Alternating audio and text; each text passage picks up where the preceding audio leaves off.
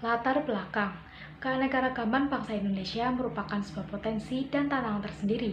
Disebut sebagai sebuah potensi karena membuat bangsa kita menjadi bangsa yang besar dan memiliki kekayaan yang melimpah, baik kekayaan alam maupun kekayaan budaya yang dapat menarik minat para wisatawan asing untuk mengunjungi Indonesia dan investor asing untuk menanamkan modalnya di Indonesia. Selain itu, kebinekaan bangsa Indonesia juga merupakan sebuah tantangan, bahkan ancaman. Adanya kebinekaan membuat penduduk Indonesia mudah berbeda pendapat dan mudah tumbuhnya perasaan kedaerahan yang sempit, sehingga sewaktu-waktu bisa menjadi ledakan yang akan mengancam integrasi nasional atau persatuan dan kesatuan bangsa. Oleh karena itu, semua warga negara harus mewaspadai segala bentuk ancaman yang dapat memecah belah persatuan bangsa. Ancaman terhadap integrasi nasional. Posisi silang negara Indonesia tidak hanya meliputi aspek kewilayahan saja, melainkan meliputi pula aspek-aspek kehidupan sosial, antara lain. 1. Penduduk Indonesia berada di antara daerah berpenduduk padat di utara dan daerah berpenduduk jarang di selatan. 2. Ideologi Indonesia terletak antara komunisme di utara dan liberalisme di selatan. 3. Demokrasi Pancasila berada di antara demokrasi rakyat di utara dan demokrasi liberal di selatan. 4. Ekonomi Indonesia berada di antara ekonomi sosialis di utara dan ekonomi kapitalis di selatan. 5.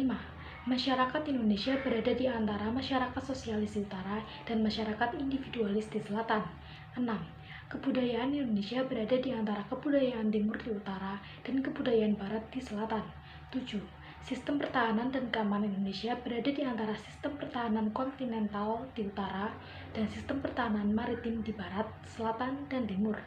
Dengan demikian, maka posisi silang Indonesia merupakan sebuah potensi sekaligus ancaman bagi integrasi nasional bangsa Indonesia. Ancaman bagi integrasi nasional tersebut datang dari luar maupun dari dalam negeri Indonesia sendiri dalam berbagai dimensi kehidupan. Ancaman tersebut biasanya berupa ancaman militer dan non-militer. 1. Ancaman di bidang militer. Perkembangan persenjataan militer di setiap negara terus ditingkatkan. Bahkan, ada negara yang memiliki senjata pemusnah massal yang berbahan kimia dan nuklir. Aktivitas ini merupakan ancaman militer yang menggunakan kekuatan bersenjata yang terorganisir. Ancaman ini dinilai mempunyai kemampuan membahayakan kedaulatan negara, keutuhan wilayah, dan keselamatan segenap bangsa. Kekuatan senjata ini dapat digunakan untuk melakukan agresi atau invasi, pelanggaran wilayah, pemberontakan bersenjata, sabotase, spionase, aksi teror bersenjata, dan ancaman keamanan laut dan udara. 2. Ancaman di bidang non-militer. Ancaman di bidang non-militer pada hakikatnya merupakan ancaman yang menggunakan faktor-faktor non-militer, dinilai mempunyai kemampuan yang membahayakan kedaulatan negara, kepribadian bangsa, keutuhan wilayah negara, dan keselamatan segenap bangsa. Ancaman ini salah satunya disebabkan oleh pengaruh negatif dari globalisasi. Globalisasi yang menghilangkan sekat atau batas pergaulan antar bangsa secara disadari ataupun tidak, telah memberikan dampak negatif yang kemudian menjadi ancaman bagi keutuhan sebuah negara, termasuk Indonesia. Ancaman non-militer diantaranya dapat berdimensi ideologi, politik, ekonomi, dan sosial budaya. Contoh ancaman non-militer seperti pengaruh gaya hidup kebarat-baratan atau westernisasi budaya, sudah tidak mencintai budaya sendiri, tidak menggunakan produk dalam negeri, dan sebagainya. Ancaman non-militer memiliki karakteristik yang berbeda dengan ancaman militer, yaitu tidak bersifat fisik serta bentuknya tidak terlihat seperti ancaman militer. Ancaman non-militer ini berdimensi ideologi, politik, ekonomi, sosial budaya, teknologi, informasi, serta keselamatan umum. Ancaman di bidang Epolek-Sos Budankam. 1. Ancaman di bidang ideologi secara umum Indonesia menolak tegas dengan paham komunis dan Zionis. Akibat dari penolakan tersebut, tentu saja pengaruh dari negara-negara komunis dapat dikatakan tidak dirasakan oleh bangsa Indonesia. Kalaupun ada pengaruh tersebut, sangat kecil ukurannya. Akan tetapi, meskipun demikian, bukan berarti bangsa Indonesia terbebas dari pengaruh paham lainnya. Misalnya pengaruh liberalisme. Saat ini kehidupan masyarakat Indonesia cenderung mengarah pada kehidupan liberal yang menekankan pada aspek kebebasan individual. Globalisasi ternyata mampu meyakinkan kepada masyarakat Indonesia bahwa liberalisme dapat membawa manusia ke arah kemajuan dan kemakmuran. Akan tetapi, pada umumnya pengaruh yang diambil justru yang bernilai negatif. misalnya dengan gaya hidup yang diliputi kemewahan, pergaulan bebas yang cenderung mengarah pada dilakukannya perilaku seks bebas, dan perbuatan dekadensi moral lainnya. Hal tersebut apabila tidak segera diatasi, akan menjadi ancaman bagi kepribadian bangsa Indonesia yang sesungguhnya. 2. Ancaman di bidang politik. Ancaman di bidang politik dapat bersumber dari dalam negeri maupun luar negeri. Dari luar negeri, ancaman di bidang politik dilakukan oleh suatu negara dengan melakukan tekanan politik terhadap Indonesia. Intimidasi, provokasi, atau blokade politik merupakan bentuk ancaman non-militer berdimensi politik yang seringkali digunakan oleh pihak-pihak lain untuk menekan negara lain. Ancaman yang berdimensi politik yang bersumber dari dalam negeri dapat berupa ancaman separatisme. Sebagai bentuk ancaman politik, separatisme dapat menempuh pola perjuangan politik tanpa senjata dan perjuangan bersenjata. Pola perjuangan tidak bersenjata sering ditempuh untuk menarik simpati masyarakat internasional. Oleh karena itu, separatisme sulit dihadapi dengan menggunakan kekuatan militer. Hal ini membuktikan bahwa ancaman di bidang politik memiliki tingkat resiko yang besar yang dapat mengancam kedaulatan, keutuhan, dan keselamatan bangsa. 3. Ancaman di bidang ekonomi. Ancaman kedaulatan Indonesia dalam bidang ekonomi diantaranya adalah sebagai berikut. 1. Indonesia akan kedatangan oleh barang-barang dari luar dengan adanya perdagangan bebas yang tidak mengenal adanya batas-batas negara. Hal ini mengakibatkan semakin terdesaknya barang-barang lokal terutama yang tradisional karena kalah bersaing dengan barang-barang dari luar negeri. 2. Perekonomian negara kita akan dikuasai oleh pihak asing seiring dengan semakin mudahnya orang asing menanamkan modalnya di Indonesia. Pada akhirnya mereka dapat menekan pemerintahan atau bangsa kita. Dengan demikian, bangsa kita akan dijajah secara ekonomi oleh negara investor. 3. Persaingan bebas akan menimbulkan adanya pelaku ekonomi yang kalah dan menang. Pihak yang menang secara leluasa memonopoli pasar, sedangkan yang kalah akan menjadi penonton yang senantiasa tertindas. Akibatnya, timbulnya kesenjangan sosial yang tajam sebagai akibat dari adanya persaingan bebas tersebut. 4. Sektor ekonomi rakyat yang diberikan subsidi semakin berkurang.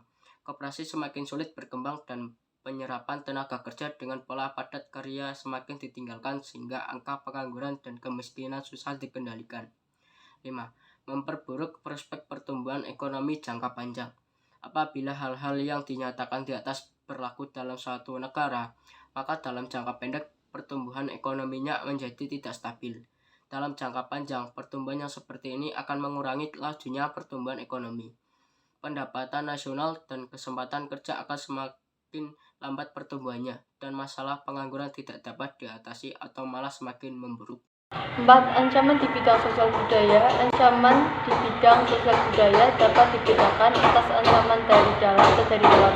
Ancaman dari dalam ditimbulkan oleh isu-isu kemiskinan, kebodohan, keterbelakangan, dan ketidakadilan. Isu tersebut menjadi titik pangkal timbulnya permasalahan seperti premanisme, separatisme, terorisme, kekerasan, dan bencana akibat perbuatan manusia. Isu tersebut akan mengancam persatuan dan kesatuan bangsa, nasionalisme, dan patriotisme. Adapun ancaman dari luar timbul sebagai akibat dari pengaruh negatif globalisasi, diantaranya adalah sebagai berikut. Munculnya gaya hidup konsumtif dan selalu mengonsumsi barang-barang dari luar negeri.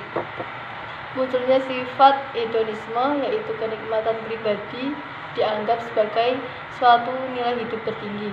Hal ini membuat manusia suka memaksakan diri untuk mencapai kepuasan kenikmatan pribadinya tersebut, meskipun harus melanggar norma-norma yang berlaku di masyarakat, seperti mabuk-mabukan, pergaulan bebas, foya-foya, dan sebagainya.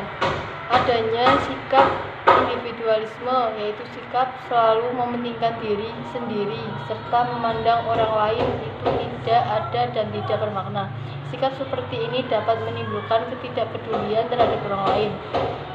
Misalnya sikap selalu menghardik pengemis, pengamen, dan sebagainya.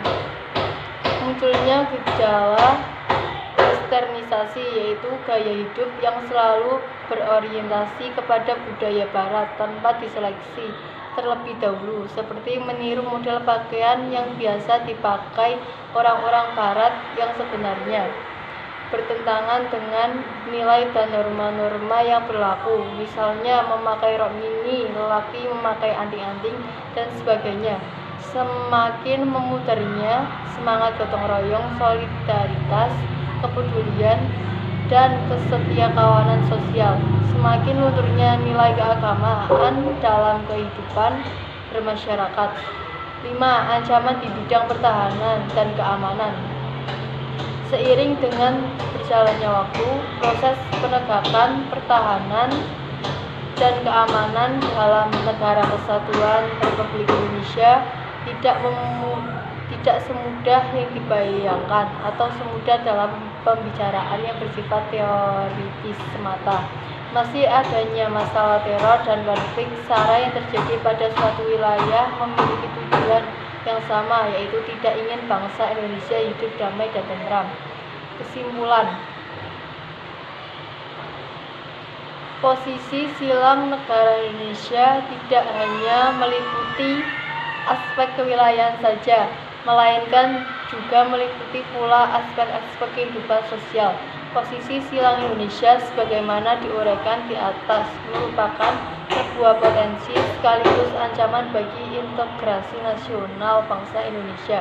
Dikatakan sebuah potensi karena akan memberikan dampak positif bagi kemajuan bangsa Indonesia serta akan memperkokoh keberadaan Indonesia sebagai negara yang tidak dapat disepelekan perannya dalam menunjang kemajuan serta terciptanya perdamaian dunia. Akan tetapi, posisi silang ini juga menjadikan Indonesia sebagai negara yang tidak terbebas dari ancaman yang dapat memecah belah bangsa. Ancaman bagi integrasi nasional tersebut datang dari luar maupun dari dalam negeri Indonesia sendiri dalam berbagai dimensi kehidupan. Ancaman tersebut biasanya berupa ancaman militer dan militer. Ancaman yang dihadapi oleh bangsa Indonesia dalam membangun integrasi nasional tidak hanya bersifat militer, tetapi ancaman non-militer pun tidak kalah bahayanya. Oleh karena itu, diperlukan strategi pertahanan non-militer yang tidak kalah hebat dengan strategi untuk mengatasi ancaman militer. Strategi pertahanan non-militer merupakan segala usaha untuk mempertahankan kedaulatan bangsa, keutuhan wilayah Negara Kesatuan Republik Indonesia, dan keselamatan segenap bangsa dari ancaman aspek ideologi, politik, ekonomi, sosial budaya, keamanan, teknologi, informasi, komunikasi, keselamatan umum, dan hukum.